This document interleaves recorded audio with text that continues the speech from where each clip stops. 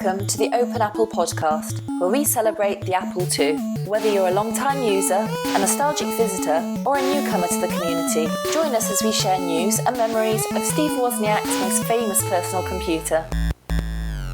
Hello and welcome to Open Apple. This is episode 70 for April 2017. I am your co-host, the first, Quinn Dungy. And with me as always is co-host the first, second, co-host the second. There's two of us. Mike McGinnis. How are you doing, Mike? I'm just a clone of Quinn, a shadow of the real thing, but you know. No, I'm good. I got my coffee. It's Friday night. I'm all hopped up on goofballs and I'm ready to go. That's good, because I powered through that opening because I don't want to do it again. That's fine. Despite choking on it. They'll laugh at us like they do. That's good. Well, they'll also laugh at my voice. I'm at the tail end of a cold here, so I may lose it halfway through the show, but I think many of our listeners would consider that a feature, not a bug. I don't know. I think if one of us had to go away, they'd vote for me. They put me on the raft and shove me off. I don't think that's true. Maybe we'll take a poll. Which one of your co-hosts would you rather get rid of? I don't think either of us would like the results of that. So we're 1 month closer to K-Fest. It's pretty exciting. Mm-hmm. Yeah. Looking forward to that. Always good stuff happening there. Of course, well, I mean, we'll talk about this again in the news, but if ever there was a time to sign up for early registration, it would be now, because this year it's limited to the first 100 registrants. That's right. Yeah, they're limiting it for, I think, the first time ever, right? Which is a pretty good problem to have. I mean, the venue is not infinite, so there is always going to be a limit at some point. And there's, some concern about hitting it this year, which is great. That's good. That's a good kind of problem to have, I think. Yeah, for sure. Yep, I'm registered, so I will be there for sure. And this is the time of year when I start remembering that maybe I should actually do the project that I'm planning to present. So, time to get busy on that, I guess. Yeah, you might want to do that. Of course, you could just get up there and improv it, and I'm sure you'd fool most of us. So, yeah, everybody's asleep anyway. You get the morning sessions. By Friday, forget about it. You're just dozing off in their chairs. Yeah. All right. Well, we did our intro adieu, and we got a great interview today with Mark Lemmert of 6502 Workshop. So why don't we roll on into that? Pretty awesome. Let's do it. Hi, I'm Peter Lount, and I'm one of the authors of Gemstone Warrior. You are listening to Open Apple Podcast. Hey, Mark. Welcome to the show. Hi, Quinn. Hi, Mike. It's a pleasure to be here. Mark, how are you? I'm pretty good, thanks. How are both of you? Doing all right. Happy to be talking to you since we've talked about you a whole lot. My ears have been ringing. Yeah, well, why don't we avoid burying the lead here, and why don't you tell us a little bit about 6502 Workshop and what you guys have been working on? Sure. We're working on Nox Archaist. That is our first project, a 8-bit RPG for the Apple II, and of course able to be played on PCs and Macs via emulator. And we're really having a lot of fun with it. I've been at it now for about a year and a half, and I have to admit, Quinn, you threw me off here. I did my homework, and I listened to about 2 years of Open Apple shows, and you always ask, how did you get started on the Apple II? I'm all set to answer that question. Don't worry, that question's coming. But no, of course, I can start in whichever order you prefer. So I guess most of our listeners probably know, but tell us a little bit about Nox Archaist. What kind of game is it, and when do you expect it might be ready for playtesting and that sort of thing? Sure, absolutely. So it is from an interface standpoint, it's a tile-based RPG game, sword and sorcery themed, very much inspired by the Ultima series and other similar tile-based games like Deathlord and Wrath of Denethor. So it's going to have dungeons and combat and towns and castles and all the sorts of things that one would expect in that kind of game. And we're trying to put our own stamp on it as well, push the frontier a bit with new features and things like that, and really go deep on the storyline. That's it was definitely a priority from the beginning. Is we love combat, in our games, and there's going to be a lot of combat and really interesting combat with tactical and strategic scenarios that we hope will kind of push the envelope on what had been in 8-bit tile games before, but also very integrated with the storyline. It'll be an open linear world, as many people have come to know and love, including myself and team members, and we've got some interesting ideas on how to allow the player to explore where they want to explore, enjoy a very rich storyline, and also enjoy some very intricate combat scenarios that have storyline elements tied to them, so it's not just the same, kind of mundane thing over and over. Very cool. Okay. Well, we can circle back to that in a little bit, but now we get that out of the way. Let's go back to the beginning. How did you get started with the Apple II? Sure. My family bought a Apple II Plus when I was 5 years old. That was the very beginning, and my earliest memories on that computer were playing Ultima 3.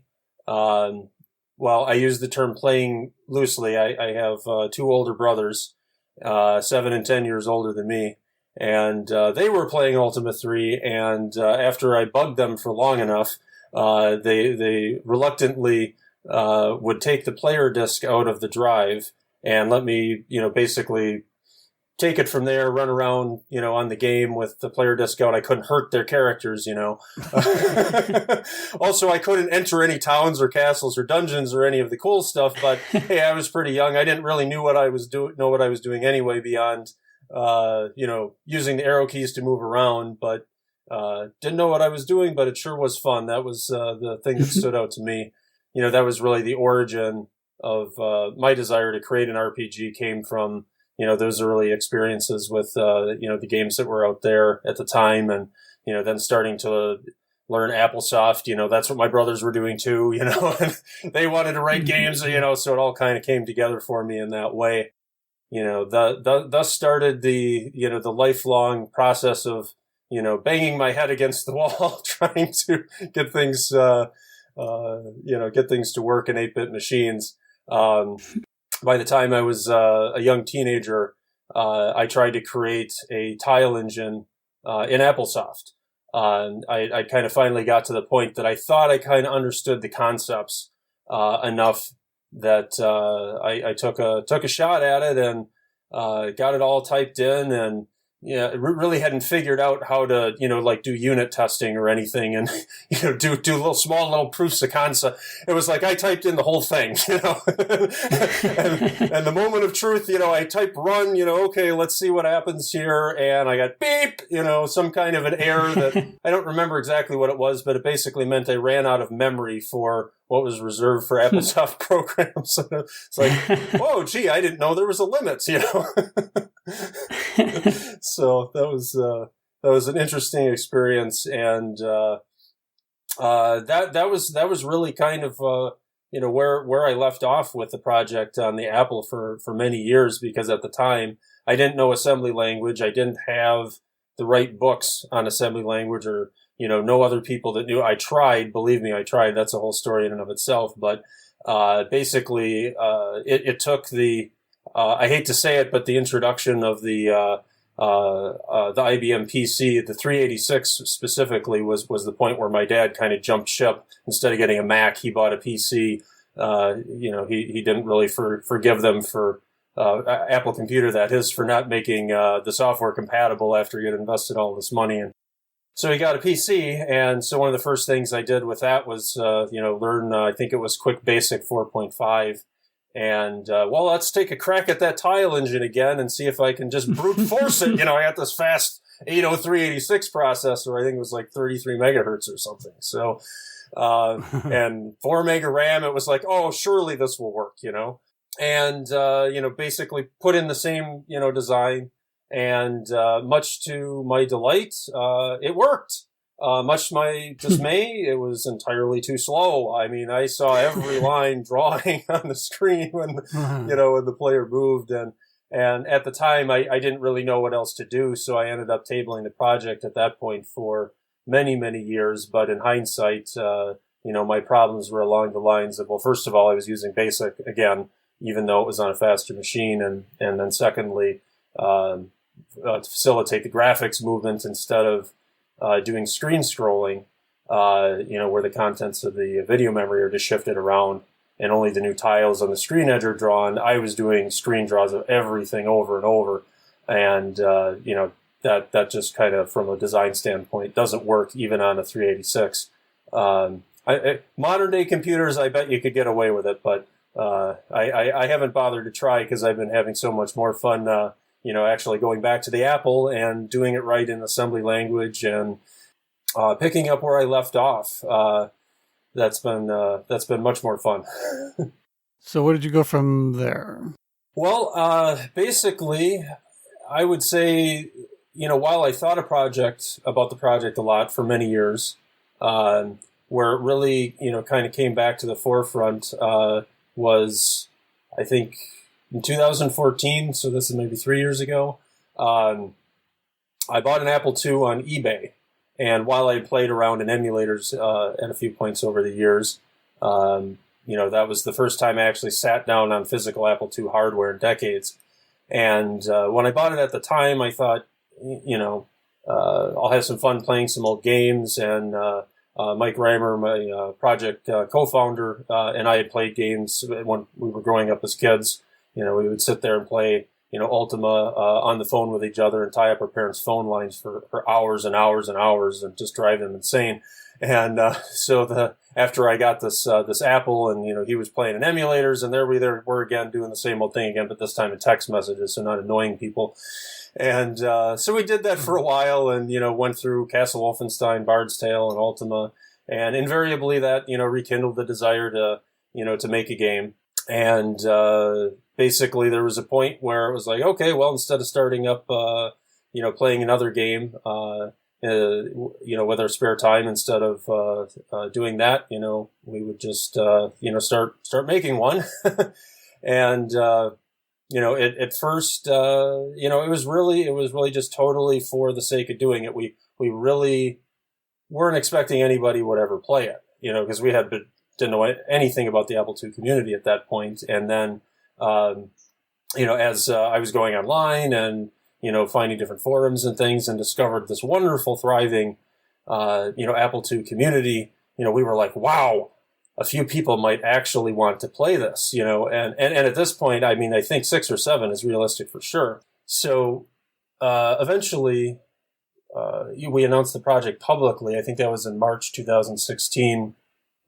And that's when we actually set up 6502 Workshop as a company to kind of keep all the I's dotted and, T's crossed from a legal and tax standpoint. And that's when we really got the ball rolling. The goal of the project has kind of evolved over time, too. At first, we were just hoping to create a cool game. And it absolutely still is that and will always be that.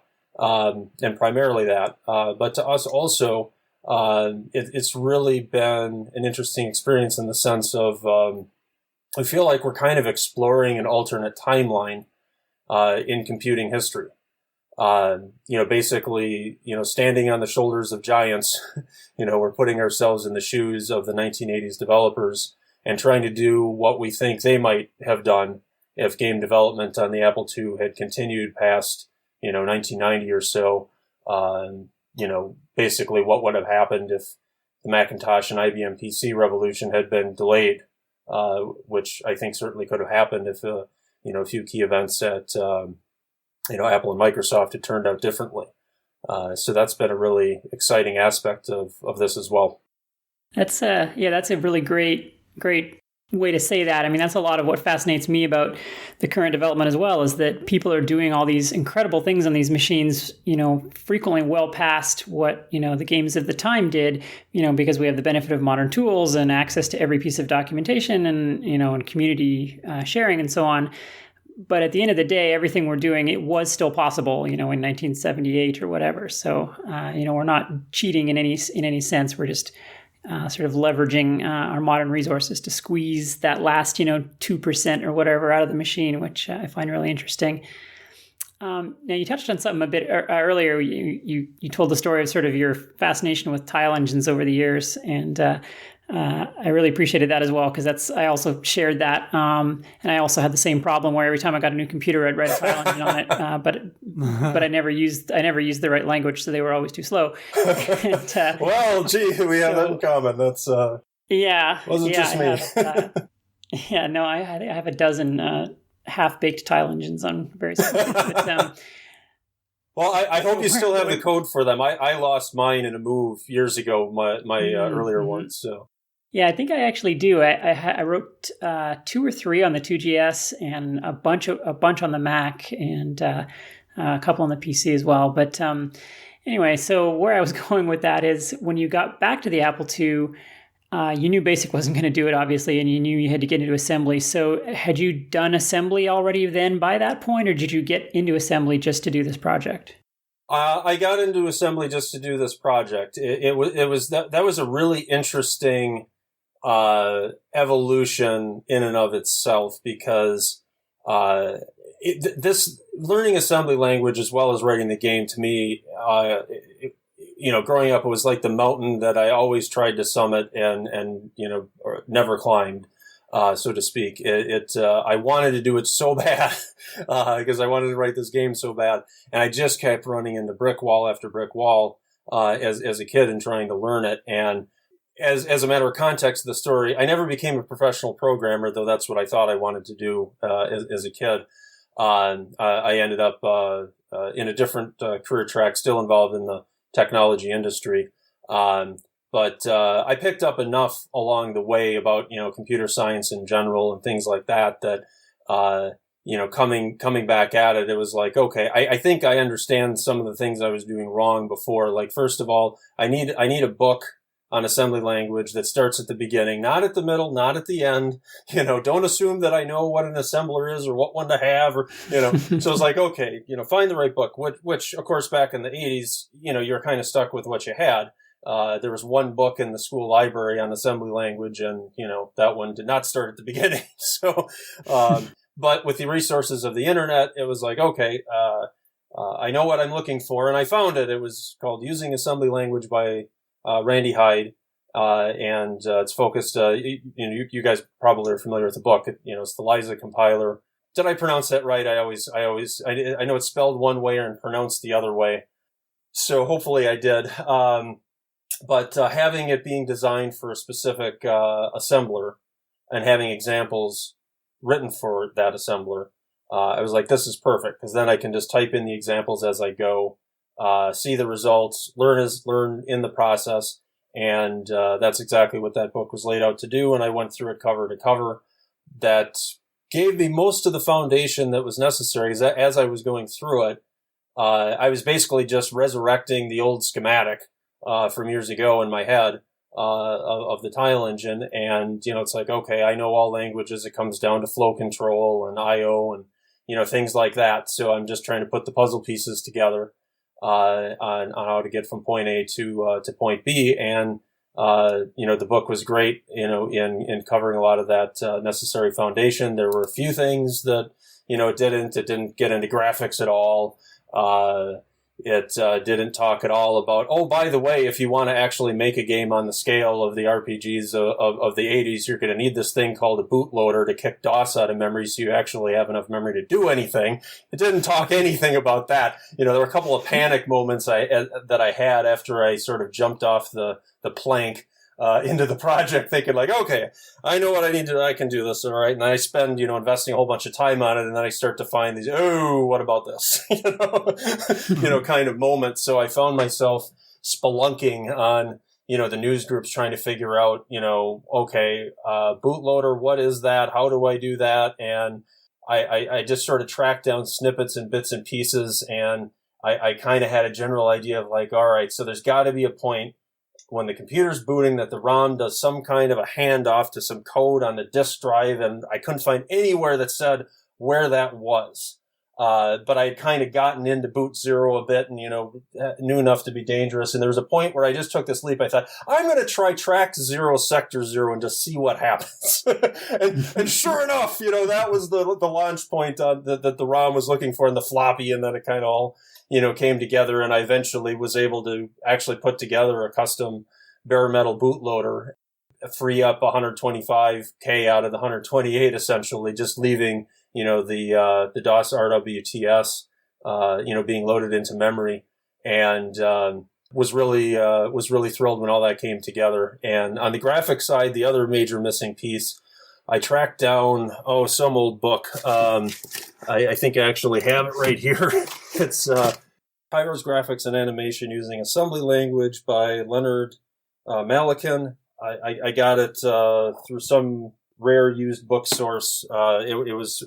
Most books are out there on PDF at this point. This was the one that wasn't, and this was the one graphics book that I could kind of tell, from the table of contents that it's like, this really kind of covers what I need. It was designed for arcade games, but it seemed like it had a good layout of the concept. So I went and got that book, and largely through reading that and some other online resources was able to figure out exactly the mess I had gotten myself into with the high-res screen, with the crazy interleaving and all of that kind of stuff. But, at the same time, other people had been through these challenges, and it was, not that bad once I had, all the information resources to, put together the lookup tables and, so forth. If I had been left on my own to come up with that solution, it would have been a lot more crazy, I'm sure.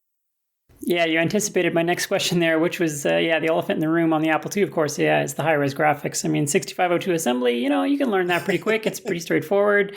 And on most computers, you then go on to learn about the sprite hardware or whatever. But yeah, on the Apple II, it's like, okay, here's this crazy morass of bits that make no sense for drawing graphics. Good luck. Bye. Okay, bye. Yeah, exactly. That is, I think many people have come onto that realization.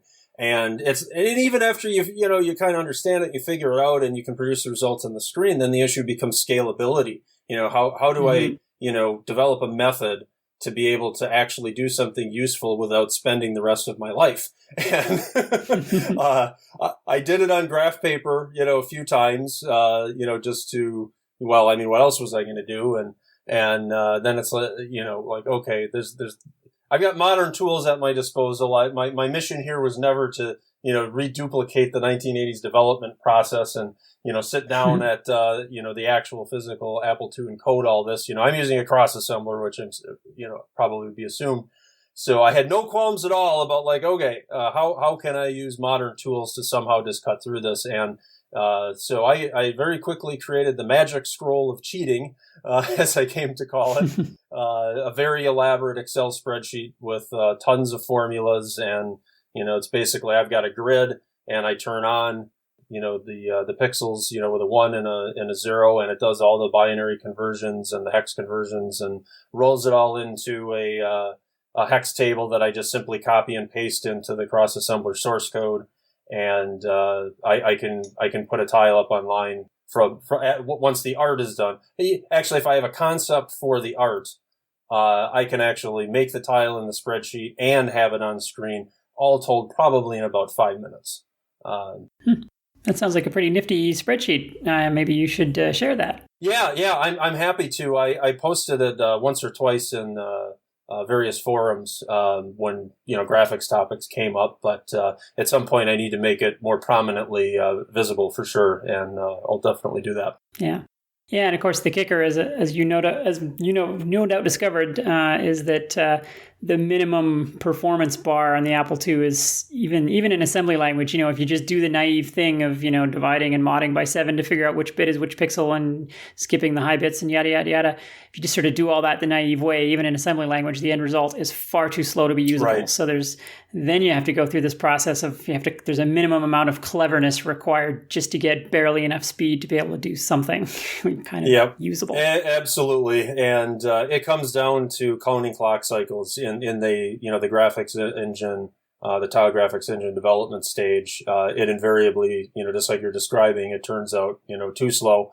And it's like, okay, I got to shave clock cycles off of here somewhere, and I don't remember how many times I went back through it, doing it before getting to, the desired level of speed. But it was a few for sure.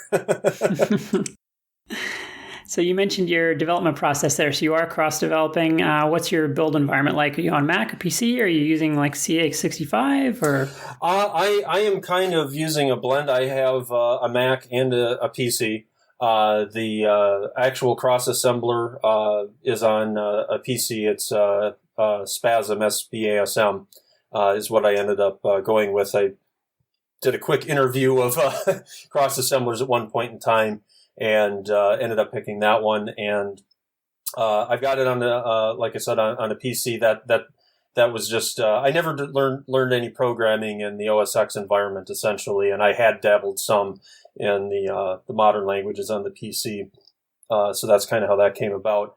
And then I also have the Mac, and what I end up basically doing, just because of the way my home office is set up, essentially, is I RDP from my Mac into the PC, and then on the Mac desktop, I can have various other resources set up on my large monitor and the RDP window, where I want it, and for a variety of reasons, that works out a lot better, just from like a desktop management standpoint for me than having everything all on one machine. So that's how I'm rolling. Interesting. Getting back to when you said that you announced this, what sort of response did you expect, and what did you get? Yeah, well, that's a great question. As to what kind of response to expect, we really weren't sure. We, just kind of from seeing the number of people posting to forums out there, our instinct was that, okay, we're going to get some responses. There's going to be some, people interested. And after posting, the initial announcement, I would say that we definitely got a lot more response than was expected. And very positive response too. In the entirety of time that we've been doing this, and we've done a lot of announcements and things, if we've gotten a negative comment, it's been maybe one or two, and even those, it was kind of hard to tell if it was negative or not. Sometimes it's just, hard to say. But in that first round, everything, all comments were just overwhelmingly positive, and there were a lot of them. And that was really encouraging. It's just really fun to interact with the community, to, share with the community, hear the community's ideas. We've gotten some great feedback from people. And incorporated that into the game. And actually, one of our team members, Bill Giggie, he's a Hollywood professional graphics animator. The way we got hooked up is, we held a graphics contest back last summer. To the community, saying, hey, submit some tiles. We'd love to put them in the game. And he participated in the contest and won the contest, as you might imagine. And the contest ended, and, he just kept creating stuff. And we're like, okay, well, great. Eventually, we kind of, talked, and you want to join the team? Well, sure. So we kind of got together, and he had, fortunately had, some assembly language experience from back in the 80s, had done some programming, back then, trying to create some games, and hadn't done any of it for, like 30 years. But, he was able to take this modern knowledge of graphics and art and animation and sort of filter that through the lens of, while he was rusty, he kind of knows what's going on with the crazy graphics, color rules, and things like that on the Apple. And, we've been able to really effectively, collaborate with each other. So, I think that's probably the, in a way, roundabout sort of a way, the most shining example of, community input that's just kind of rolled right into the project. And, so that's, that's been a really great all around. Everything with interacting with the community has just been really a lot of fun. Wow, it's really great to hear. Absolutely. Are we going to see you at Kansas Fest this year? Yes, absolutely. Okay. I will be there representing 6502 Workshop, and Andy Malloy has told me that it's very likely that the Nox Archaist session application will be approved, which is great news for us. And There might be riots if it's not. not that I'm trying to incite any, but so that's looking good. We're planning on, if it all works out, we're planning on a gameplay demo, a behind-the-scenes programming discussion, as well as No K Fest RPG. Session would be complete without a special announcement. There will be one of those. And this will, as I think will be my first K Fest, and I'm really looking forward to being there and learning from people and putting some faces to the names and voices of people. Sure. So then the corollary to that is, will you have a session where you have a dance battle with the Lawless Legends guys? That is unknown. We shall see. We shall see how this goes. I think I'd pay extra for tickets just to that session. But on a slightly more serious note, you had mentioned sort of the rich storyline and the development that's going into that portion of the game. Without giving away too many secrets, of course, can you tell us kind of how that's going and maybe where your inspiration is coming from, what you're looking for, that kind of stuff? Sure. I would say that, from an inspiration standpoint, it's kind of just coming from a lifetime of experiences and reading fantasy books, playing fantasy games, just thinking way too much about fantasy. If I can't, even add up a number of hours that I spent in junior high and high school doodling in my notebook about, fantasy RPG games that I should have spent paying attention in class. But, so there's, I'm finding that there's a lot more to draw on than I thought, and it just kind of seems to flow out. And so I'm really looking forward to the actual building of the storyline into the game, stage. Right now, I'm kind of like making notes on the side while we're finishing off the game engine. Because we're really following the Lord British RPG development method that he's talked about in a number of books and in a number of interviews, and which basically goes along the lines of, don't build the engine to fit the story. Build the best engine that you can, and then, tell the best story that you can from that engine. And it really, I think, showed in the quality of the Ultima games and how smooth they were. And so that was a decision early on that, we're going to follow that, obviously successful method. So as a result, I keep it kind of loose, in terms of the story and ideas, while I'm trying to, like I said, I kind of doodle on the side with them.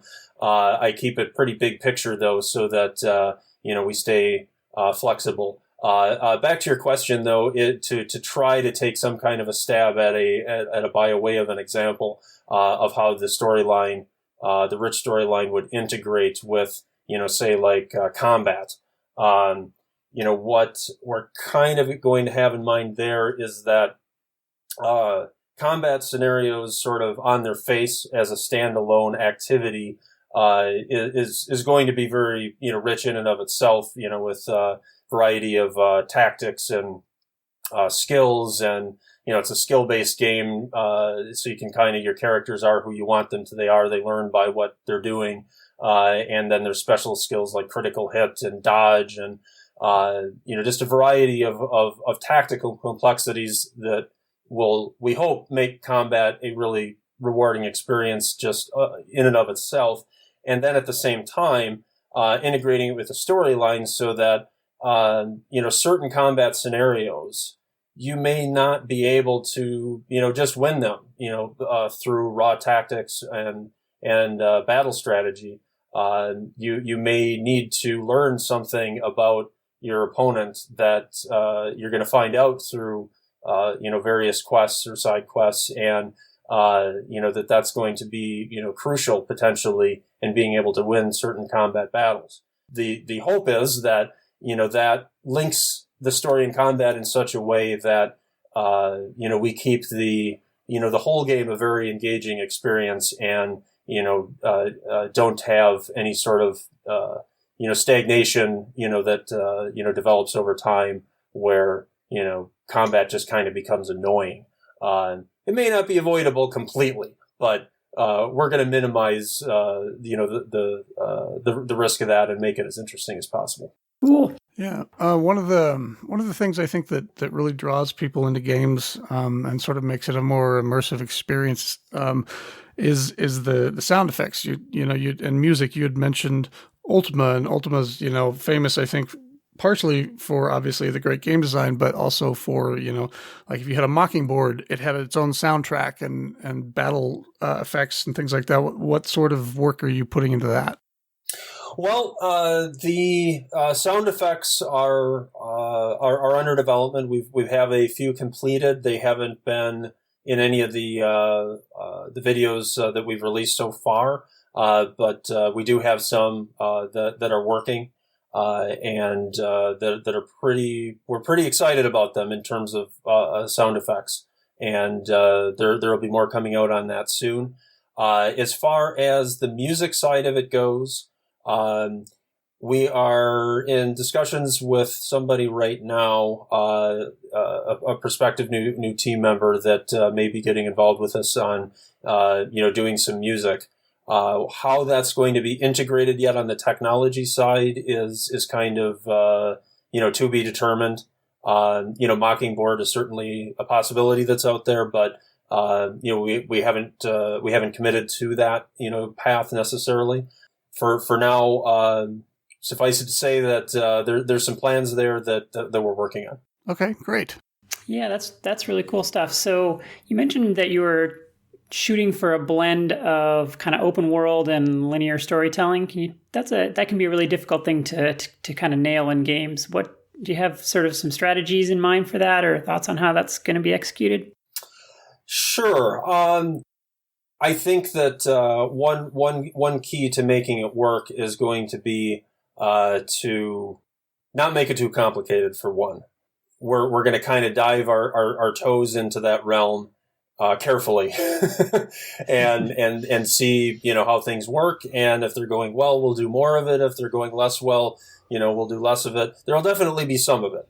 One of the drivers for that is going to be the game state flags that are built into the engine, which are already there and hooked up. And, that's going to enable us to make the game aware, for example, of when certain events have occurred, and therefore, cause the game to react differently because those events have occurred. One tactic that we'll probably use to try to, reduce the, complexity and potential for problems is to maybe cordon off some of the more involved, linear elements into their own, areas. Like maybe there's just a particular area that changes or, reacts differently, or there's just something, something about that area, that's not linear, and that, we kind of keep it contained a bit. That being said, I think it can be expected that, there's probably going to be some interaction with NPCs just throughout the game where, because you've, completed this quest or that quest, they know that, for example. But that's kind of the 50,000 foot view of that at this stage on how we're going to approach that. Cool. Yeah, it sounds like a sound strategy. So going back to the community for a second, in addition to sort of drawing on the people of the community, are you also drawing on any of the tools? Like, I guess ones that come to mind for me would be like the Outlaw editor that Brendan Roberts has put together for Lawless Legends, which is really strong at editing, pieces of artwork and, managing the high bit and so on. Or something like Buckshot, which is really great for converting, large static images, anything like that? Or are you guys kind of rolling your own with all the tools? Sure. Yeah, that's a great question. In terms of the on the graphics side with like tile development, we ended up building our own tools on that before we learned about the Lawless Legends editor, so it was just easier to plow ahead. But it really looks like they put together some great stuff there. And, that's really cool. And, what we did was, we just kind of threw it together for our own use. And, what they've done, I just want to highlight, the coolness of it is they actually designed it as a tool for other people to use, which was really great of them to do. Mm-hmm, for sure, yeah. Yeah, and even theoretically, other platforms, they have plans for C64 and other things. So sort of related to that, do you guys have cross-platform visions at all for this product or other products? It's a possibility. We're definitely focused on, getting this game done, of course. But the team and I are really excited about what we're doing and about continuing what we're doing. If everything goes well, with Nox Archaist, we would love to, then sponsor or 6502 Workshop sponsor future productions of, whether it be ports of Nox Archaist, expansion packs to Nox Archaist, or sequels. There's a variety of ideas that have been kicked around there, and while I suspect we might all need a little bit of a break to go play some games for a while after Nox Archaist is done, I think that it's very likely you'll see us doing more things in the future, and in ports to other platforms is certainly a good possibility on that list. Cool. Well, and I guess we would be remiss if we didn't ask the $64,000 question, and feel free to decline to answer this, as the Lawless Legends team always does. Do you have a completion date in mind? Yeah, well, we're being different on that. We're throwing out, completion dates, and they may not, be accurate, but, we're at least we look at it and say, we're going to keep everybody in the loop on what we're shooting for. We're shooting for the end of this year, and I think that's definitely possible. It's also possible that it, might overshoot, but that's what we're doing, or that's what we're shooting for. And, we'll keep, everyone updated as we know more, you will know more. Awesome. We'll keep talking about it on the show. Excellent. Thank you. Are you expecting to have a price tag on this, or is it going to be a free thing? It is. We decided from the start that Nox Archaist will be available as a free download, and there's no question about that. Additionally, we are working on putting together the plans to have a collector's box edition, and the collector's box edition will be, we hope, really awesome. Printed manual. Professional artwork on the manual and the box cover, cloth or some kind of a fabric map, a few trinkets in there, bringing back any memories. I'm thinking is like, well, we're going to go for the whole experience here. And, that would be something we would make available, for purchase, for those that would be interested in, that kind of experience. But we want everybody to be able to play the game. This is a really, something we would like to see. We would like to see the development of retro RPGs, Apple II RPGs in particular, have a resurgence. And, it kind of feels like that's happening a little bit. There's two so far in the Apple II world. There are others in, other communities, Unknown Realms, in the Commodore 64 world, and they've reached even beyond that a little bit, but they developed it for the Commodore. I'm not sure if you guys had heard about that one, and so it seems like there's a little bit of a resurgence happening, and we're hoping that are doing this, and the guys at Lawless Legends doing their project, and hopefully that encourages other people to do this, and so. We really want to encourage, that in the community and make sure that everybody has the opportunity to play the game. Visit our website, ask us questions. That we're trying to, post technical content as we go along with the gameplay content. Try to be a resource for 8-bit and especially Apple II, RPGs, because I have yet to find a book on the subject, as much as I've been searching my whole life for one, kind of a thing. And so that's what we're trying to do there.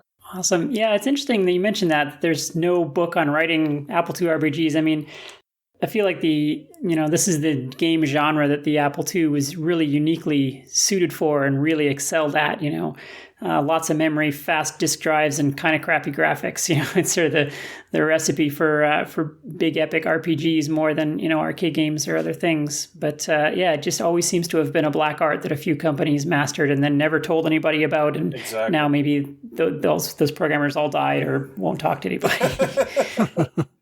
Yeah, it is. It's the kind of information that, in a certain sense, I feel like it was in danger of becoming extinct. There's so little out there about it. Mm-hmm. The closest that I ever found were some books on developing arcade games, and the graphics book I mentioned before. That's an art. It's a graphics book, but it's also focused on developing an arcade game, and that's great. That's a wonderful resource to be out there. And I just thought, boy, it's too bad that, nobody ever, put something like that together on the RPG side for something with tile graphics. But it didn't seem, really seem to happen. And, somebody doesn't document it. Eventually everybody will be gone that ever remembered, or the people that do remember will forget. So, we certainly have not accomplished that yet in terms of, anything approaching full documentation on the process, but we've gotten it started with some of the blog posts that we've done on our 6502 workshop website, and we'll continue to do that. Awesome. Yeah, I think most of those books focused on arcade games, and there are a number of great books on that, probably because that's a lot easier to condense into book form. Yeah. And you can just focus on the graphics then, and you get something sort of usable at the end of it. But RPGs are much more a problem of data structures and architecture, and you're dealing with scripting, and you're dealing with big data objects and so on. And those types of things are very easy to do in C and very, very hard to do in 6502 assembly language. Yeah, there really are some parts of it that I agree would just be incredibly difficult to document, and some points that are just so dependent on the details of what you're trying to accomplish, and how much memory do you have available to do like one specific routine, let alone module, can create some hair-pulling kinds of decisions, especially like the midpoint of the game, or early on. It's like, hey, I got plenty of memory, no problem. I can optimize it later. And towards the end of the game, you kind of know what you got left, and you're solving to that. In the middle of the game, it's kind of like, oh, I have no idea. I'm just guessing here. So it would be hard to document that decision-making process. But there were a few times I remember just kind of taking a leap of faith, thinking like, okay, there is a very real risk that I might spend, weeks coding myself into a corner and having to scrap the whole thing. So that's the truth. So you mentioned you were 2 members originally, and you're now up to 4. Can you sort of virtually introduce us to the rest of the team? Sure. Actually, a 5. We're growing like weeds here. And I'm glad you brought that up, because that was one of, if not my most important bullet point that I wanted to make sure to hit, was to thank the team. Thank you, everyone, for everything that you've done and are doing and will do, and pulling this all together. It's been one of the most enjoyable parts of the process for me is working with all of you. And by way of introductions, Mike Reimer is my project co-founder. And as I mentioned, he and I go back to playing games as kids, and reconceived the idea of writing a game here in the modern era, and we got it rolling. And Bill Giggie joined the team next, and he's the graphics animator that I mentioned, and a colleague of his, Robert Padovan, joined shortly thereafter, and he's also a professional graphics animator. So the two of them are really they're nailing it on the 8-bit graphics front, just churning out wonderful intricate 8-bit static and animated tiles. And then most recently, we've been working with Gordon Mackay. He is a I don't know if this is the right term, but an out-game graphics artist in the UK, and he's working on basically images for us to use on the box cover and in the manuals and things like that. We've actually tweeted out a couple samples. That's the only medium so far that we've released any of that is out on Twitter. We're at 6502 Workshop. So that's anyone that wants to follow us there can see a little bit of Gordon's work, and it's really I've just been blown away by how good a job that he's doing on that. And I can't wait, to see it actually in print. And then, as mentioned, there's somebody we're talking to about sound too. So he might be number 6 if that works out. Fantastic. Well, I think that's all the questions I had. Mike, did you have any more? No, I just wanted to say that I'm really looking forward to playing this game and to seeing you at Kansas Fest, so I can throw my money at you. Well, thank you. I am looking forward to seeing both of you as well, and many others in the Apple II community. And Mike, appreciate your enthusiasm and offer in advance of backing us there. We very much appreciate that. I actually have one last announcement that I have to make here today, if that's okay with you. It's just something that I think is just really cool and exciting. Is fairly recently, Cracker Cucumba has temporarily switched sides and agreed to code the copy protection scheme for Nox Archaist.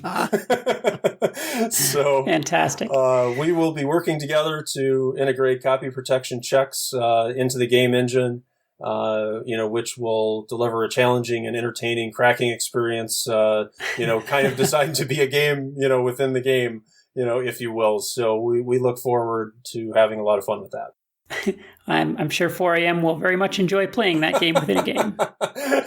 Yes, yeah, I have been thinking that myself. That should be. We should see some interesting, tweets and posts about that at some point. Oh, that's fantastic. Yeah, hopefully there'll be some write-ups that come out of that the rest of us will enjoy reading. I hope so. Well, thanks for joining us, Mark. Absolutely. Thanks so much for having me. I really appreciate it and appreciate, all the kind things that you've had to say about us, so far. Hopefully our luck will hold. And, thanks again for having me on the show. For sure. Thank you, Mark. Hi, this is Steve Wozniak, and you're listening to Open Apple. All right, well, thanks again, Mark. I thoroughly enjoyed that. That was a great conversation about the upcoming Nox Archaist. I will certainly be saving my pennies for that one. Yeah, me too. Can't wait. Yeah. All right, well, we got a little bit of news, not a ton, because our recording schedule has been a little borked up here, but let's get into that. Yeah, we're all waiting for Softalk anyway, so let's get through this news. It may be old, but there's still news. Apple II news.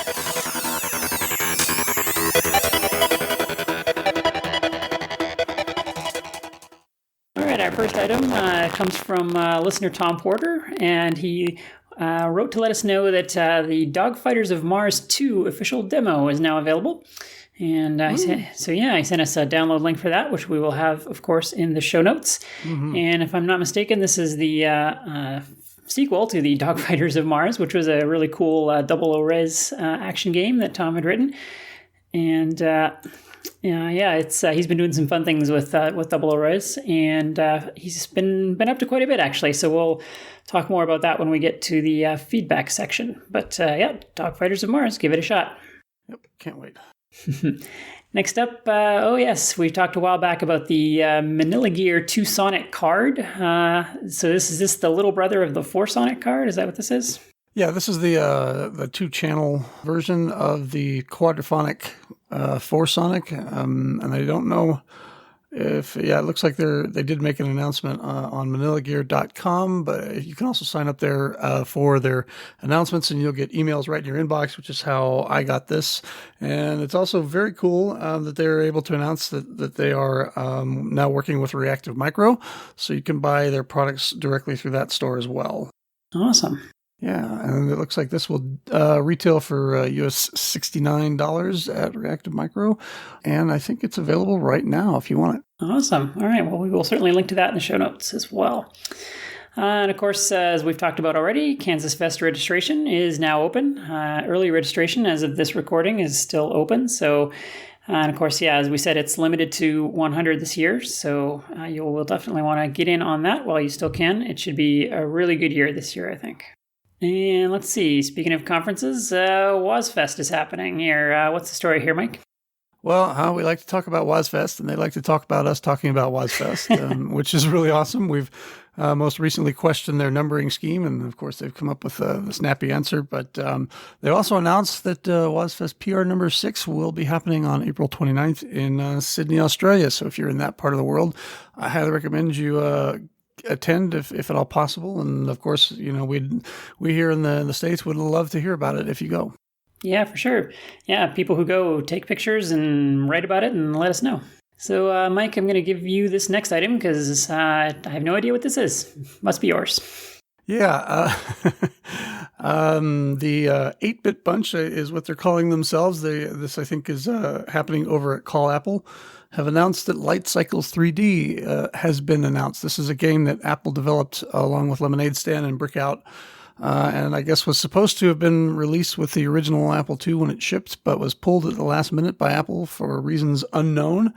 It looks like Bill or somebody over there worked with the developers to unearth the original cassette tape, which was then translated over to a floppy and is now available to download from their website. You can load it up in your favorite emulator and play now, or put it on a disc and pop it into your real Apple II. It looks like the probably, as the name would suggest, is based on the Tron game. I just came across this tonight. As a matter of fact, I have the disc image, but have not had a chance to play it. So it's always great to find some new unpreserved or title that we thought was lost forever, and have it available to everybody. So thanks, Bill, and the guys at Call Apple for doing that. Yeah, that's super cool. Makes me think of Modem Wars. Did you ever play Modem Wars? Yes. Yeah, with that you could play over the modem with two people, and it was basically Tron Light Cycles, but over the modem. I always thought that was really neat. Yep, I think this one may be a little bit more primitive than that, but Modem Wars is pretty primitive. I think it was true. It was just two colored bars, but the fact that you could play over the modem was pretty amazing. That's pretty awesome. Yeah, I think that was my very first ever multiplayer sort of network gaming experience. That was amazing to my little 12-year-old brain. So this show seems to accidentally have a bit of a Tom Porter theme. This next item also about Tom. He's recently released a MIDI to Mockingbird converter, which is pretty cool. Is there a write-up here on Compsys Apple II, Mike? It's pretty brief. He just announces that now you can convert your favorite MIDI files to Mockingbird format, so you can play it through your card. The player disc, he says, has a few samples that you can try out today. It requires an emulator, but the player disc should work just fine on a 2+, 2E, 2C, 2GS. They're working on making some documentation for it, and they're wanting a community to support this to allow for future voices, sound fonts, and things like that, and hopefully a huge library of MIDI conversion to that format. He says right now it looks like it's a proprietary or at least a unique format. It is not IRQ driven, so there are some limitations, but they're working on it. There is a thread again over at CSA2 where you can download the disk image and I guess and participate. Cool. Yeah, that could be a really handy way for people to get music into Mockingbird games. Yep. Yeah. All right. Well, maybe hopefully 6502 Workshop are listening to this. Maybe they can leverage that tool. Okay. All right. Well, that was it for our brief news segment this month. But we do have one entry in Mike's favorite segment, which is Woos. We like Woz, and we know you do too. It's Woz News. It's Woos. And it's even from you, Quinn. Yeah, how about that? I knew I was going to make you so happy when I put this in the notes. Because I know how much you hate that segment. So. Yeah. I like this segment. I just think the name is terrible. So yeah, everyone's favorite Steve has been in the news again, and he gave an interview of sorts on basically why he likes computers, what it is that hooked him, and how he kind of knew this was going to be his thing. So Woz is always delightful and always charming, so give it a watch. A lot of people think, is it destiny? Are you born a certain way? Was I born creative? Was I born an engineer? And I say no. I think it's just little influences, accidental things you bump through in your life. I stumbled into a journal about digital computer topics, and you didn't find any books in a bookstore that talked about computers. They didn't exist. I told myself as I was reading this journal, very young, I said, I don't know what a computer is, but I know this is part of it. This is what leads to it, and this is going to be my passion for life. It's going to be the most interesting thing I do. I would work late at night in my bedroom on the floor on sheets of paper, drawing computer designs. I had taught myself how to do it. I went 4 days and nights without sleep. All these ideas come together, condensing the parts, making it so small and so low cost. In my head popped the entire formula for an affordable, useful computer. A computer, it gives a person a tool that they can express themselves and get more done and be more creative and be more in their life than they could be without it. I just felt, oh, this is exactly what I wanted for the world. I was happy to be an engineer. I want to go in the laboratory. I want to build hardware and software that does neat things for people. I know what makes me happy, what I feel is really me, Steve Wozniak, and I'm glad. I'm real lucky. All right, let's do a little bit of feedback, Mike, before we dive into our next large segment. I've got just a couple of items here. Okay, always love feedback. You've listened to us talk. Now it's time to tell us what you think.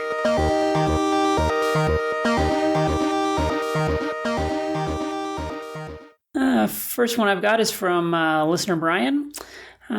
He says, I love the page-by-page description of the old Softalk magazine. Your discussions of the advertisement and tracking down present status via Google Maps was a hoot. Well, thank you, Brian. I am inclined to agree. Next email I've got is from listener Foo. That's actually what it says in the name field. So we were talking about Temple of Apshai, the ads in Softalk magazine from a couple months ago, and they were advertising that it comes with sticks and stones, and we had no idea what that is. So listener Foo writes in to tell us, you mentioned sticks and stones and wondered if Automated Simulations also created it. It was one of the early games published by Steve Jackson in the Microgames series. Yeah, okay. Yeah. Like Apple II games, this series was published in little Ziploc bags. I never played Sticks and Stones, but my friends and I spent uncounted hours playing some other games in this series, the simple RPGs Melee, Wizard, and Death Test. So yeah, that's great information. Thanks for sharing that. And I think Death Test could be possibly the name of every RPG. All right, and the last but not least is the email I referenced earlier from listener Tom Porter. And so he wrote in and gave us a bunch of interesting stuff to look into here. So we talked about Dogfighters of Mars 2, the demo, which we will link to. And he also mentioned that now anyone who follows the Apple II Enthusiasts Facebook group knows that Tom's been very active working on sound things. So he's been working on a sound engine that allows, in theory, multitasking for 1-bit background music and sound effects during gameplay. And leverages the extra 64K, the upper bank on the 2 or 2C. And apparently it can be integrated into any existing game engine with minimal impact on performance. So that sounds really cool. I haven't looked into that myself yet, but I would definitely be curious to know the technical deets there. Mm-hmm. So yeah, and he gives us a list of 3 other small games that I think he's been working on that have use this sound engine. And I think he's also been he's been modifying other people's games as well to include sound. He's got some links here. And he links us to a promo video for this engine on YouTube. So we'll link to that as well. And he's sort of speaking on behalf of Nespite Labs, which is, I guess, his company that's producing all of this work. And he's got some big things in the pipeline. He wants us to let him know he's working on more double low res stuff. He's got a port of a Vectrex game into double low res. Wow. And yeah, so there's lots more coming from the fine folks at Nespite Labs. So thanks, Tom, for writing in. Yeah, good stuff. I like double low res. Mm-hmm. It's just so darn charming. got that perfect balance of colors and pixels that aren't too big to be comically ridiculous, but still quite chunky and charming. Yes.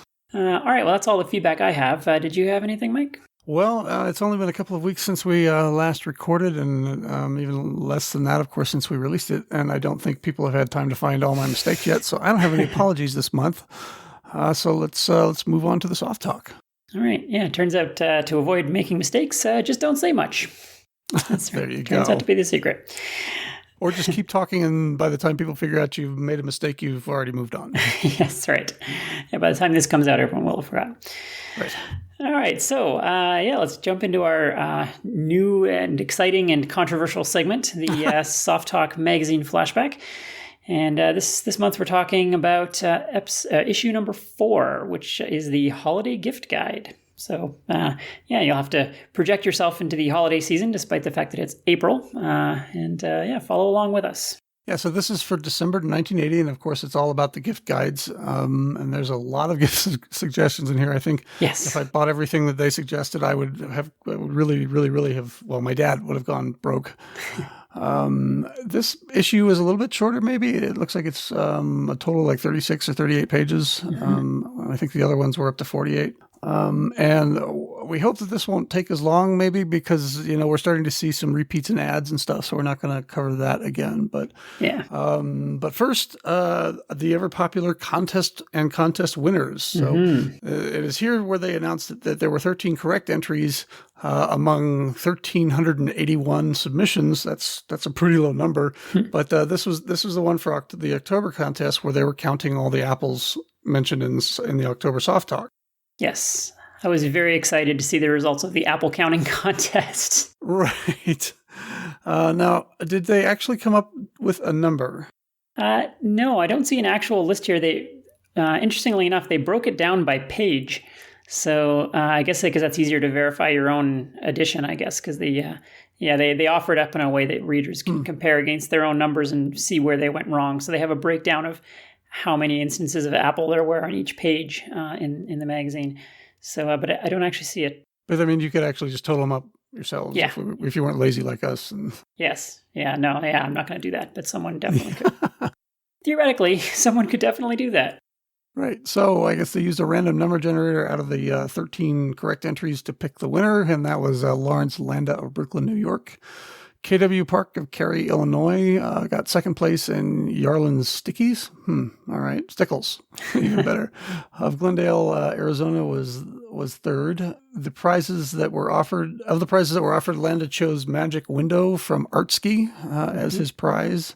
Park had asked for DC Hayes' Micromodem 2, but instead it looks like earned copies of Goblins by Programma and Haunted House by Adventure International. I don't know if that's an even trade there.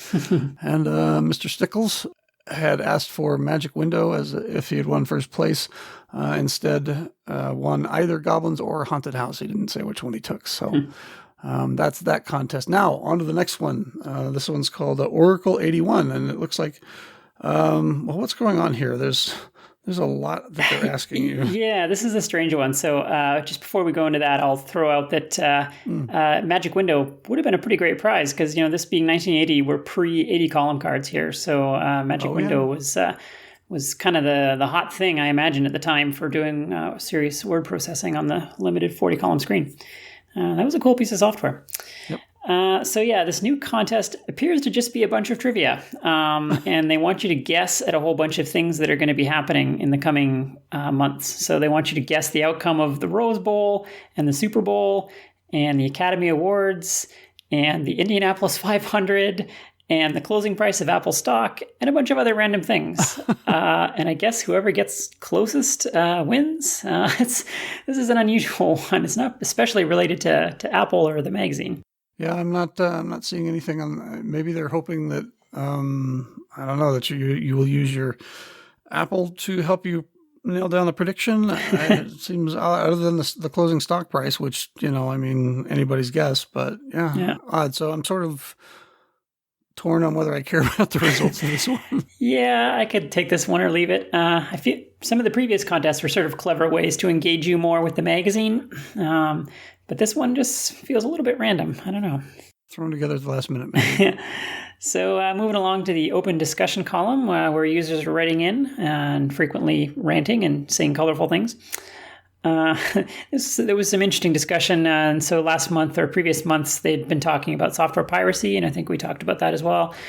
And one letter that stood out to me was one of the users draws an analogy with mainframe software where piracy was also a big problem.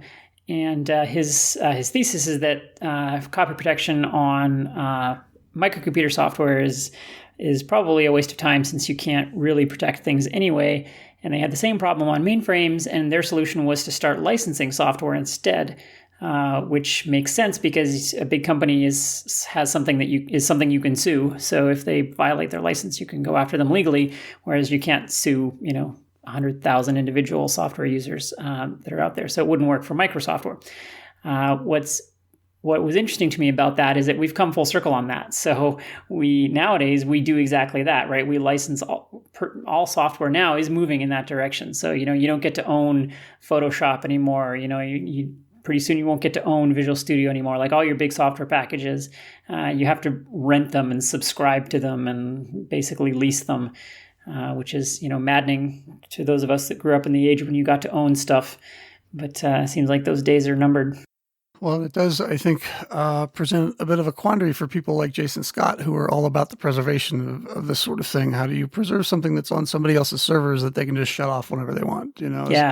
Is the only evidence that these things ever existed going to be in screenshots and YouTube videos, and that may be the case, and that would be sad. Yeah, it would be. And that's a server authoritative software design is a real cancer on PC gaming, modern PC gaming. I mean, virtually every PC game now, you can't play it without an internet connection and the server being up. And so very frequently, you can't play your $100 game because they're having server problems or whatever. Or they decide to shut the server down, of course, which has been happening a lot. And it's become a sport to watch these new games roll out, and in the first week, the servers crash because and people are irate forum posters that they can't play the games that they paid for because the company that set this up didn't plan for the infrastructure and the bandwidth to keep everything up and running. I remember, I think recently, what was it, Maxis or whoever publishes, EA publishes SimCity now. They publish SimCity 4, and people couldn't play it for weeks because of the server problems and the bugs just getting connected. So it's I get why companies do it, but it does seem to place a lot of burden on people you really got to want to play these games to put up with this stuff sometimes. Yeah, it's pretty openly hostile to users. Yeah, I would say for sure, that whole business model. Yep. All right, moving right along. One sec before we move on here. I did want to mention that there was a letter from Jerry Stanton who took sort of a more tongue-in-cheek look at the technical part of the piracy, and his letter in fact winds up that unfortunately the software protection business is a paradox. While coding a disk is like a lock, keeping honest people honest, the more sophisticated protection schemes on well-written software attract the best code breakers. The only consolation to some software houses is that the quality of their programs don't interest the pirates or code breakers. Yeah. Yep. So I thought that was kind of funny. Yeah, that's pretty astute. And there was another writer in that same section who commented that piracy probably, if anything, helps software developers because it gets a lot of exposure out there. The software gets passed around and a lot more people see it. And the people who just pirate it probably wouldn't have bought it anyway, which, nowadays we have a lot of data on software piracy, and the data does tend to back up that assertion. So, so there was another group of letters about the article on the visually impaired lady who was using her Apple II to continue doing her job, which we loved that story. And there was sort of a related theme in that article had been about other types of disabilities that computers were helping people with. And so a bunch of people wrote in about that. Some really nice letters, some really interesting and sort of a lot of, honestly, pleas for help. People looking for software that would help their loved ones with disabilities. And the one that I'm afraid caught my eye was just sort of a sign of the times. One lady describes that she's looking for a way for computers to help her retarded son. Which is not a word we would use anymore. So one is frequently reminded when reading these magazines that 1980 was a different time. Indeed. Some of the ads, of course, that we're seeing now are all Christmas related, and I guess keeping with the theme of the magazine. Hayden Book Company, for example, has released its Christmas list of its titles that it thinks you should buy for Christmas. And this includes Sargon 2, which I think is a very good recommendation. It was a great chess game, like you mentioned. They also recommend the new Super Fourth, extended version of the fourth language, and something called Energy Miser, a complete heating and cooling analysis program for your home or office that will calculate heat loss and gain due to poor insulation, leaky doors, and windows. And I will resist the urge to once again tell the story of my delightful French teacher who played Sargon 2. All right. So are we done with the letters, or is there any more in there that you wanted to touch on? No, I think that was pretty much of interest for me, but we do have quite a stocking stuffer's holiday gift guide to go through here. Do we ever? Yeah, I think we can gloss over a lot of this. The big draw here is the opening photo, which is one of the most 80s photos I think that is possible to create. So worth a look just for that photo. The clothes, the hair, they're sitting on the front steps for some reason, and I love these photos that always have someone on the Facebook group, I think, made this joke that made me laugh. All of these promotional materials always show the whole family sitting around the computer, which has never happened anywhere ever. Maybe the first day you got it or something, right. But at that point, the whole family never sat around the computer. So anyway, but yeah, these people are actually sitting around it on the front steps for some reason. That's not exactly explained, but yeah, love the 80s vibe that's going on there. There is one thing that springs out to my attention here as I'm looking at this, and that's that, we had this discussion back and forth about online systems, paddle graphics and tablet graphics and all these other programs. And it says, okay, so Paddle Graphics is a serious graphics development system for the business or entertainment software developer, permits writing high-res text directly from the keyboard any size. Shape tables are constructed in minutes. Tablet Graphics is listed as the same software as Paddle Graphics, made available for use with Apple's graphics tablet. So, and these are both from online systems. Cool. Okay, so that basically answers the kind of the ongoing question that we had about were they using someone else's software or did they write their own software for that? And yeah, I guess now we know. In that same section, one that jumped out at me is called Uncopy. It says it's a unique way to make Apple disks uncopyable. Just load in the software that you want protected and init a disk with Uncopy. That's it. It says it's for AppleSoft. So paging 4 a.m. because I want to know what this thing is. I'm sure it's some adorably primitive form of copy protection, but apparently you can apply it to your own software. So I'd love to see someone download this or track this software down and protect something with it and then crack it and just tell us what it was doing, because that would be neat to me. Well, in my head, that sounds sort of like an April Fool's joke where like you load the software on the disk and then initialize the disk and nobody can copy it because there's nothing on it anymore. That's right. So the other thing that I guess I wanted to mention about this section is that the prices for this software, all of this stuff. So I guess since people may not be following along, but there's several pages here of just, gift ideas, and it's just a huge list in small print of all of the various Apple-related products. Considering this is only 1980 at this point, this must be all of the Apple products that exist, but there's just tons of them. And the prices are all over the map. It seems like there's this feeling that the market hasn't figured out what software is worth yet, and people are just guessing. So, really sophisticated stuff like Don Worth's Linker is in here, which, Linker and loader software is fairly sophisticated, and it creates relocatable, assembly-language binaries that you can link together, and that's a sophisticated task that takes serious software to do. And he's charging what seems like a very reasonable $50 for that.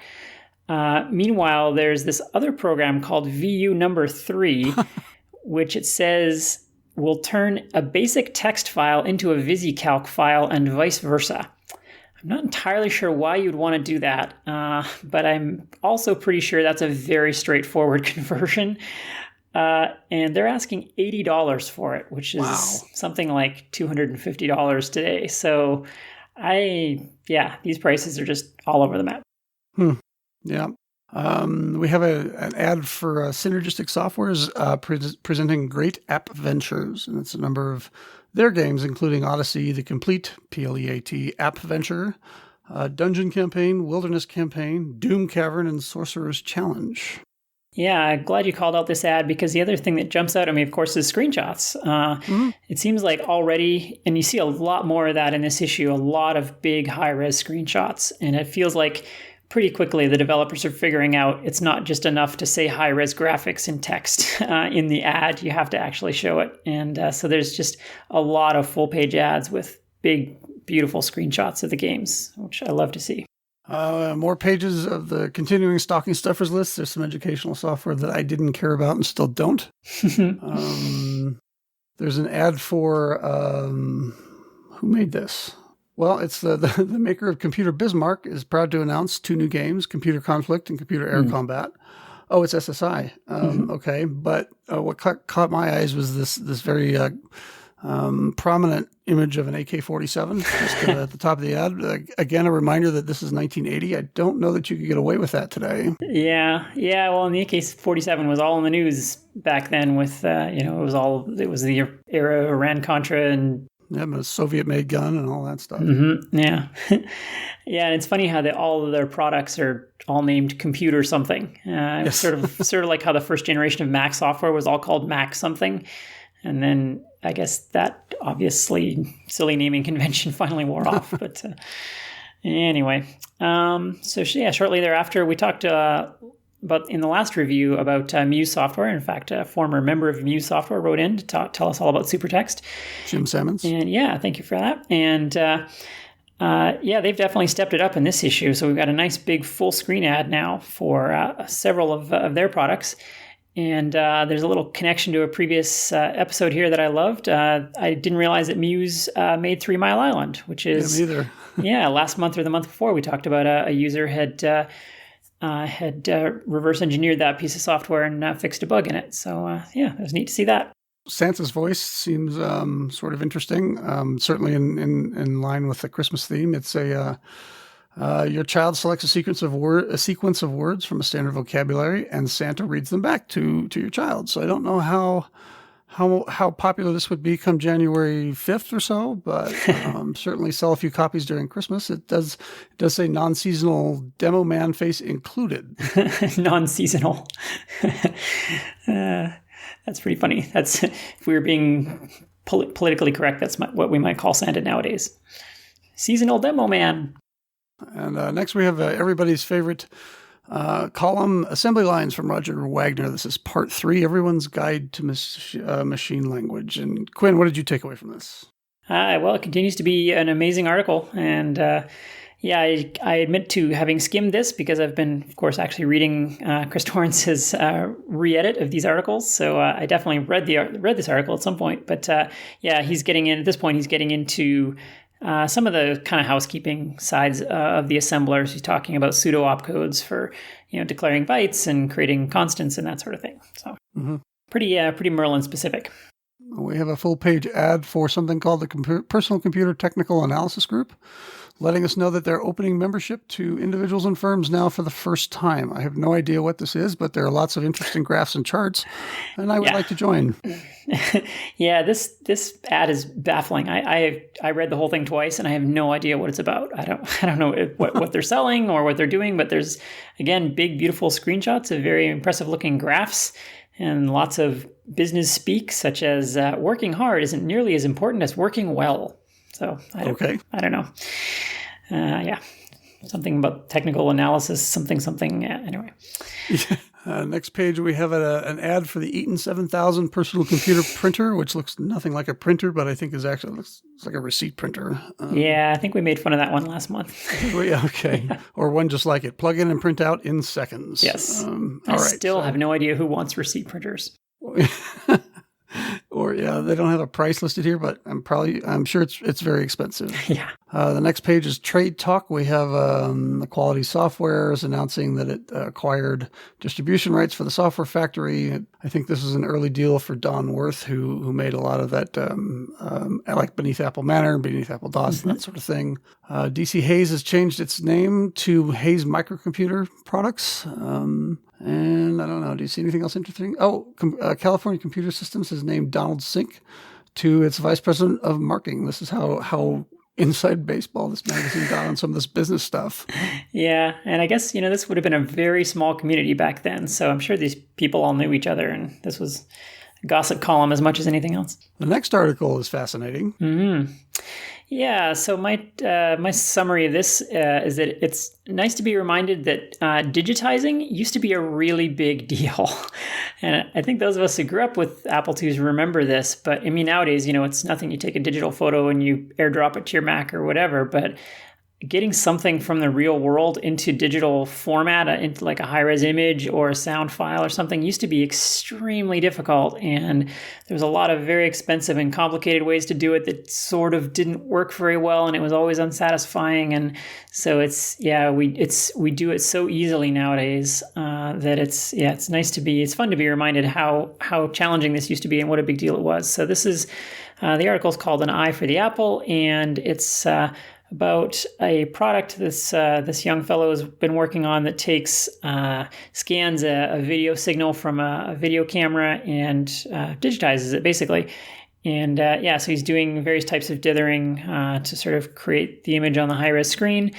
The method that they're using reminds me of like Computer Eyes, or there was another similar product. So that he's doing a vertical scanning algorithm that I think a lot of them did. And so it takes, several seconds to gather the image up, depending on the quality level that you want. But it's, it looks like kind of a neat product. And it's one of those things where, again, so you would have needed all this expensive equipment. You needed this big, you need a video camera, which of course at the time meant, these were CRT cameras. So they were big, heavy glass things, very expensive, elaborate cables and, BNC connectors and all of that jazz. And then you need to hook it up to your computer with some sort of special interface card, and then you need the software to do all this. And you do all of that, and you get this image that you can't really do anything with. So it was a lot of effort to be able to look at a picture of your cat on the screen briefly in terrible quality and go, neat. Well, you could print it out on your dot matrix printer and then make fun of the HP people for their printer that can't do that. Yeah, that's right. Yeah. So that, even as late as into the 2GS era, I remember being constantly frustrated with trying to digitize pictures and audio, and how it just was never very good. And then you would get the content in there, and it was either not useful in any way because it was too big, because you've got a floppy disk and an image is huge by comparison to your storage, and the end result was always just kind of a toy and not very useful for anything. Yeah. Okay, so next up we have the Market Talk reviews section, and most of that software doesn't look all that interesting. There's a mention of Nizir Gabelli, I think I pronounced that correctly, and Cyberstrike, released by Sirius, which I always love Sirius software stuff. Yes, and Sirius presents Plasmania. There you go, yes. And the other thing that caught my eye was this game called Hellfire Warrior, which apparently was the latest entry in the Dungeon Quest series, which is it picks up where Temple of Apshai left off, and I didn't know there was anything after that. So other than like upper reaches and lower reaches, so that looks pretty cool. Yeah, I think I had heard that they were planning to do sequels, and I thought they never did. So turns out they did. Okay. Makes sense. It was a sort of a generic engine, so no reason they couldn't sort of keep cranking out games, I guess, on that engine. Let's see. The ongoing stocking stuffers list continues here. Your typical, Broderbund software released the Galactic Empire Trader Revolution series. I think those were originally sold in the Ziploc baggies, so that's how far back we're going here. Anything else of interest in here? No, the next thing that jumped out at me is several pages on. There's an ad for Microgammon 2. Oh, yeah. Okay. And, yeah, and this is a nice one because, again, what a difference from last month where every software ad was a little blurb of text that said high-res graphics. And now almost every ad has a great big nice screenshot. So some sort of memo must have gone out or something to the developers, and they all went, oh, I see, people have to see it. So, or maybe Softalk started offering that service or something. I don't know what happened, but suddenly we have screenshots for every game, big or small. And, because this is a small company, but they managed to get this really quite nice looking screenshot. It's actually a really nice looking backgammon game. So I'm sure that sold a lot more copies than if they had just said backgammon, high-res graphics. Probably so, yep. Next page over, we have an ad that caught my eye for a company called Rainbow Computing Incorporated. They were located in the Garden Plaza Shopping Center in Reseda. Northridge on Reseda Boulevard. This is Mr. Rainbow is announcing their all-new 1980 catalog and prompts you to peek at the latest collection of hardware, software, and software products for your Apple II. No indication of what those might be, what those look like or anything, just a little cute drawing of a guy standing on the catalog. And a logo that looks suspiciously like Online Systems with that O that kind of looped around the words. Yeah, I didn't notice that. That is a little borderline sketchy there. It's also funny that they call themselves Rainbow Computing and what looks like probably supposed to be a rainbow striped logo, but it's in a black and white magazine, so it kind of loses all of the impact. Right.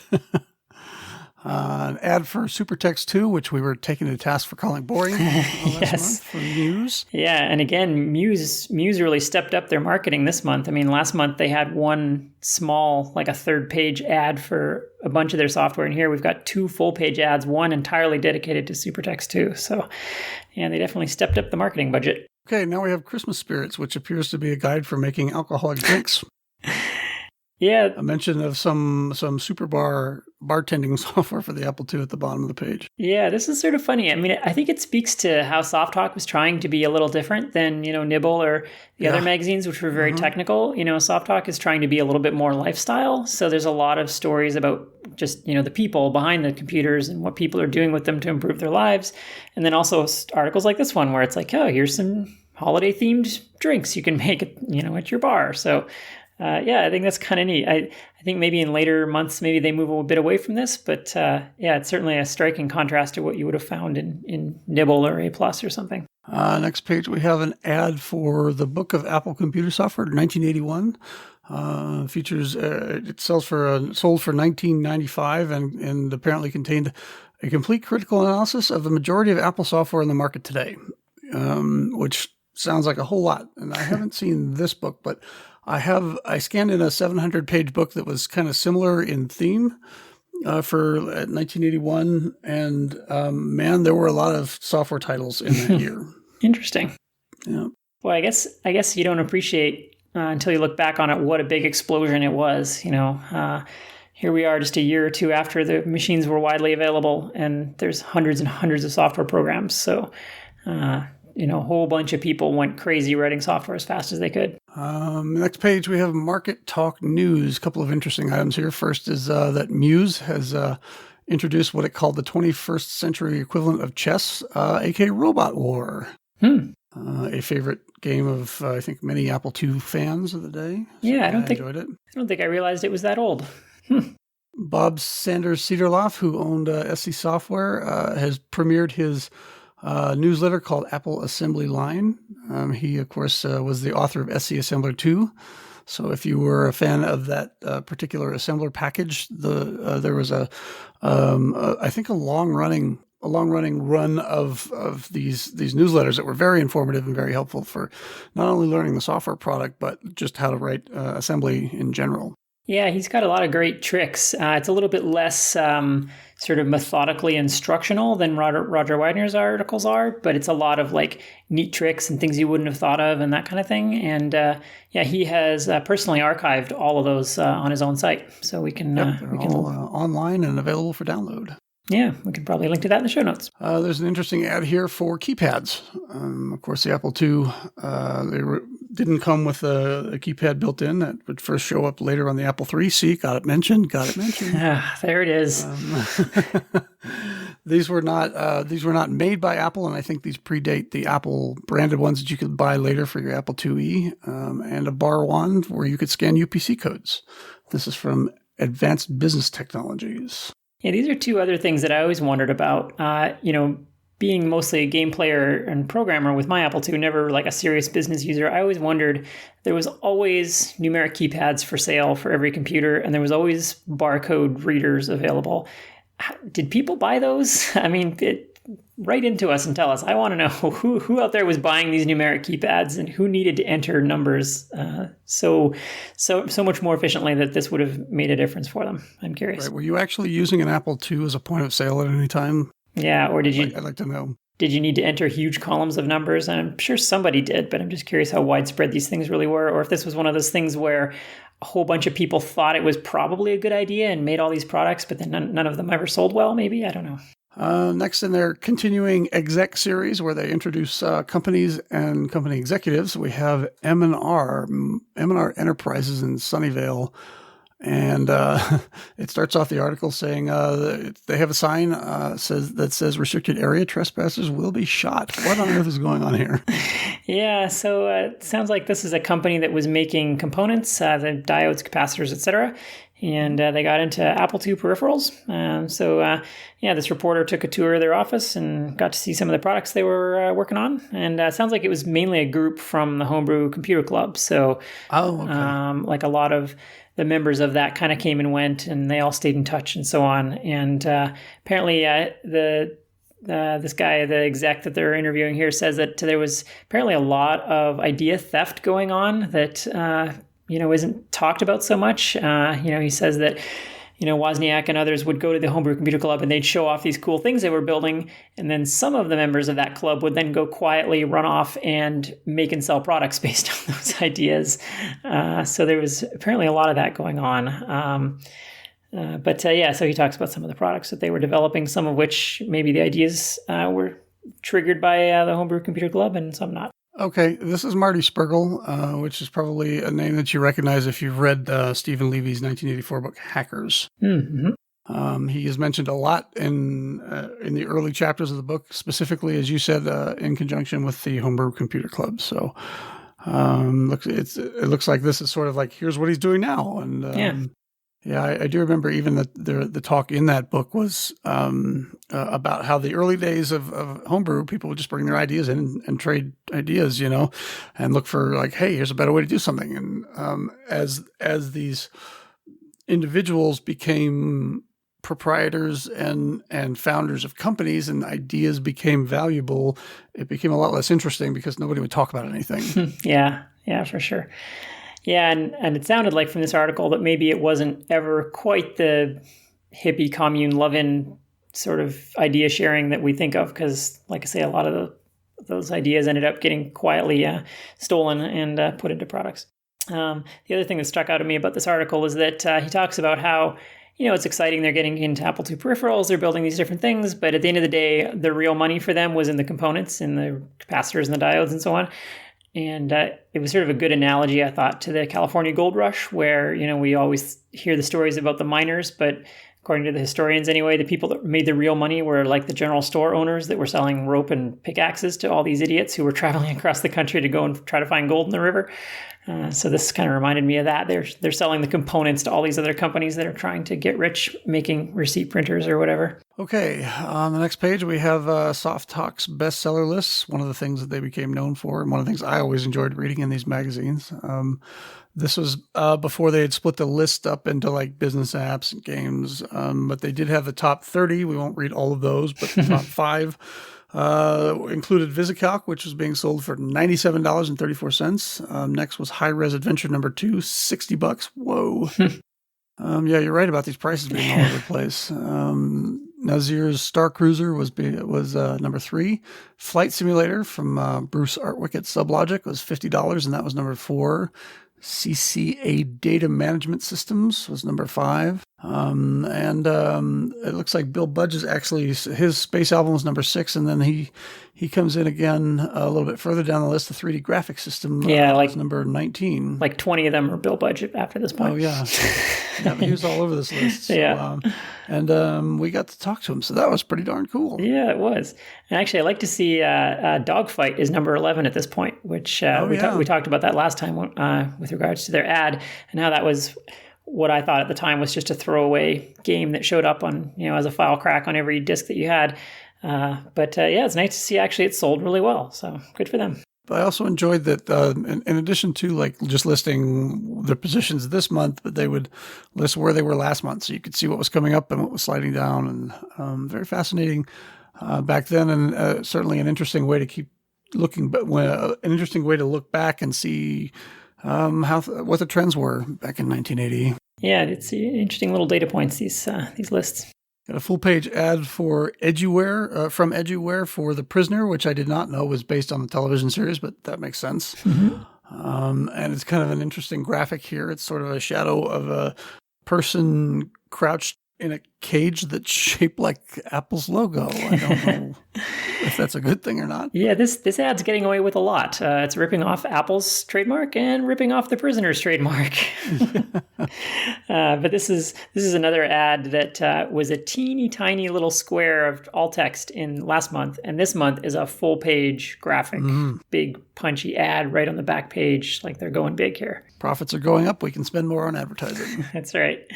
Yeah, and speaking of ads, I think we glossed over one somewhere. I had one in my notes. There was a column ad. The slogan at the top was "Kiss," and there was a picture of lips keep it something simple. I don't know. Anyway, some software that they were selling. But what struck me was, again, my obsession of looking at the addresses. This company was in Bakersfield, California, and anyone who knows the Central Valley knows there's definitely no software development happening in Bakersfield anymore. So, Bakersfield is a lot of things, but a software development hub is not one of them. So that was an interesting swing in fates. Yeah, and we're going to have to get back, I think, next time to like Googling their locations and things. That was a lot of fun, and people seem to really enjoy that. Yeah, I did do a couple this time, but I didn't comment on them because none of them were as funny as last time. Okay. There's a lot more actual office spaces now. So you see a lot more like, second floor of a mini mall, suite 312 type of thing. Gotcha. And a lot less of some guy's house in Lincoln, Nebraska. Well, it looks like things were really taking off back then, like you said. Yeah, it's turning into a real business very quickly here. It's remarkable. Now, I'm looking at this on the archive.org, and there's a weirdness here where it shows me that I'm on page 36 of 36. And then if I click the arrow, it jumps to page 40 of 40, so I don't know. But for me, the next page is the back cover, which is that PFS software ad that we talked about last time. Yes. Yeah, that's the same for me as well. Okay. Well, then I guess that wraps up Softalk. And unless you have anything else, Quinn, that's probably we'll do it for this month.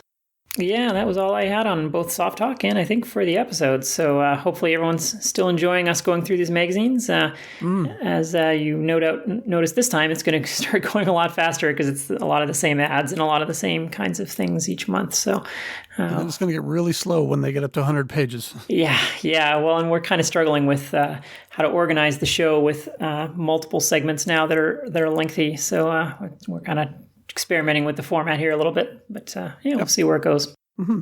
Thanks again to Mark for joining us. Can't wait to play Nox Archaist. Yeah, really looking forward to Kansas Fest even more now.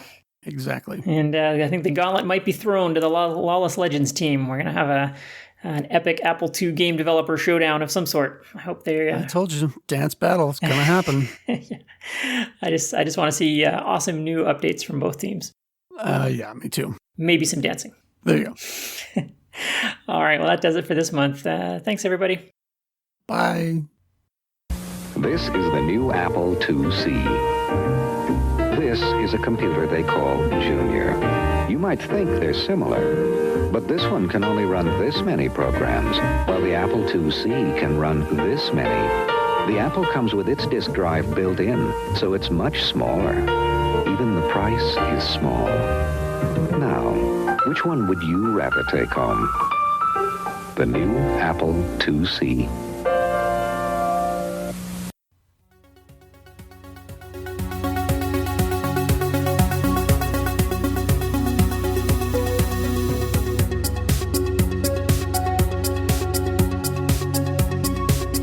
This has been the Open Apple Podcast. Subscribe to us in iTunes or visit us at open-apple.net, where you can browse our extensive catalogue of past episodes or read our blog.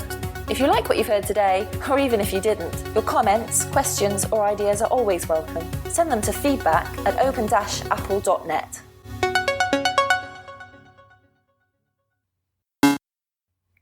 Kevin Savitz. We didn't get him in. Oh, Boo Kevin. There you go. Not Boo Kevin. Boo Atari. Yeah, Kevin. Boo Atari. Yeah, Kevin Boo Atari. All right.